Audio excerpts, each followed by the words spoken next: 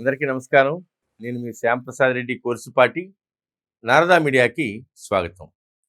హిందూ మతంలో అంటరానితనం, కుల వివక్ష పెచ్చుమిరిపోయాయని, సామాజిక న్యాయం, సమానత్వం లభించవు కాబట్టి క్రైస్తవ మతంలోకి మారాలని మిషనరీలు వందలాది సంవత్సరాలుగా ఈ దేశంలో ప్రచారం చేస్తూ వచ్చారు. కానీ నిజంగానే క్రైస్తవంలో సమానత్వం, సామాజిక న్యాయం లభిస్తూ ఉందా? ఈ దేశంలో చర్చి చరిత్ర చూస్తే అలాంటిది ఏదీ లేదని స్పష్టంగా అర్థమవుతుంది. తమిళనాడు రాష్ట్ర దళిత క్రైస్తవుల విముక్తి ఉద్యమ నాయకుడు మరియా జాన్ వ్యాఖ్యలు గనక మనం గమనించినట్లయితే, భారతదేశంలో చర్చి నిమ్న వర్గాలపైన సాగిస్తున్నటువంటి కుల వివక్ష తీవ్రత అర్థమవుతుంది. 2020 డిసెంబర్ 3వ తేదీన పుదుచ్చేరిలో ఉన్నటువంటి పాండిచ్చేరి, కడలూరు ఆర్చిడయోసిస్ కేంద్ర కార్యాలయం వద్ద దళితులుగా పేర్కొనేటువంటి షెడ్యూల్డ్ కులాలకు చెందినటువంటి మతం మారిన క్రైస్తవులు భారీ నిరసన చేపట్టారు. కారణం, హిందుత్వం నుంచి క్రైస్తవంలోకి మారినటువంటి తమకు సామాజిక న్యాయం అందడం లేదు అనేటువంటి ఆరోపణతో పాస్టర్లు, బిషప్పుల నియామకంలో కానివ్వండి, తమకు అగ్రకుల క్రైస్తవ సమాజం నుంచి ఎదురవుతున్న వివక్షే ఈ ఆందోళనకి కారణమైంది. ఎంతో కాలంగా జరుగుతున్నటువంటి ఆ సామాజిక అన్యాయాన్ని భరిస్తూ వచ్చినటువంటి ఎస్సీ క్రైస్తవ సమాజం ఇంకెంత మాత్రం కూడా లాభం లేదు అనుకుని ఆ అణచివేతకు నిరసనగా వేలాది మందితో ప్రదర్శన నిర్వహించింది. భారతదేశంలో చర్చి దృష్టి నిజంగా సామాజిక న్యాయం మీదనే ఉందా, లేక కేవలం మత మార్పిడులే ప్రధాన అజెండాగా పనిచేస్తూ ఉందా? అసలు క్రైస్తవంలోకి మారినటువంటి వ్యక్తుల యొక్క సామాజిక అభివృద్ధికి చర్చి కనీసం ఏమన్నా ప్రయత్నిస్తూ ఉందా అనే కీలకమైన ప్రశ్నలు మన హృదయంలో ఉదయించక మానవు.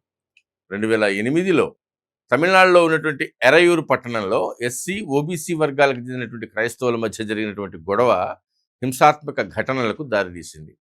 చర్చిలో అగ్రవర్ణ క్రైస్తవులు చూపిస్తున్నటువంటి వివక్ష, అంటరానితనంతో విసిగిపోయినటువంటి ఎస్సీ క్రైస్తవులు సొంతంగా చర్చి ఏర్పాటు చేసుకున్నారు. తమ చర్చిని అధికారికంగా గుర్తించాలని ఆర్చిడయోసిస్ని అభ్యర్థించారు. దాంతో మొదలైనటువంటి గొడవ పోలీసుల కాల్పుకు దారితీసింది. ఆ కాల్పుల్లో 2 చనిపోయారు. ఆ ప్రాంతంలో ఉన్నటువంటి అనేక చర్చిలకు ఎస్సీ క్రైస్తవులు తాళాలేసి మూసేశారు. 2011లో చెన్నైకి 80 కిలోమీటర్ల దూరంలో ఉన్నటువంటి తాచూరు గ్రామంలో క్రైస్తవుల్లో ఉన్నటువంటి అగ్ర నిమ్న కులాల ప్రజల మధ్య తీవ్రమైన ఘర్షణలు చోటు చేసుకున్నాయి. ఎస్సీ వర్గానికి చెందినటువంటి క్రైస్తవుడు మృతదేహాన్ని అగ్రకుల క్రైస్తవుల శ్మశాన వాటికలో ఖననం చేసేదానికి ప్రయత్నం చేస్తే రెడ్డి కులానికి చెందినటువంటి మతం మారిన క్రైస్తవులు దాన్ని అడ్డుకున్నారు.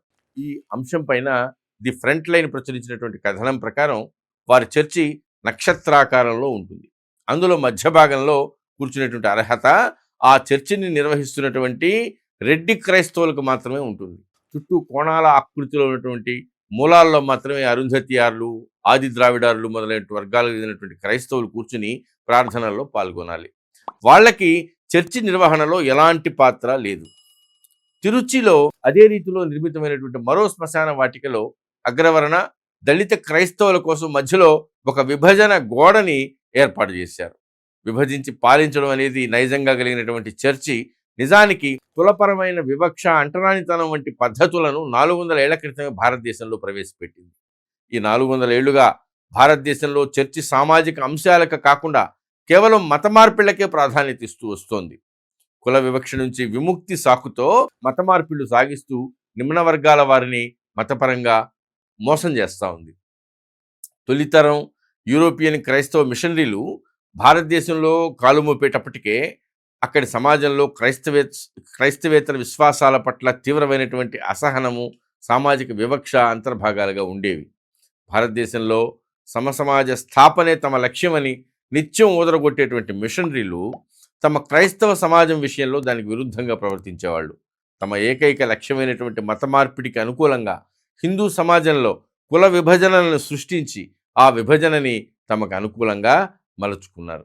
ఈ 21వ శతాబ్దంలో కూడా దళిత క్రైస్తవులు సమాన హక్కులు, అవకాశాల కోసం వీధులకెక్కి పోరాటం చేస్తున్నారంటే కారణం సామాజిక న్యాయం ముసుగులో సామాజిక రుగ్మతలను అవకాశంగా తీసుకుని చర్చ జరుపుతున్నటువంటి మత మార్పిళ్లే. హిందువులు ఇకనైనా నిజం తెలుసుకుని మత మార్పిడి ముఠాల మాయలో పడకుండా జాగ్రత్త పడితే మంచిది. భారత్ మాతాకి జై. ఈ వీడియో మీకు నచ్చినట్లయితే లైక్ చేయండి, షేర్ చేయండి, సబ్స్క్రైబ్ చేయండి. మీ అభిప్రాయాన్ని కామెంట్ల రూపంలో తప్పకుండా తెలియజేయండి.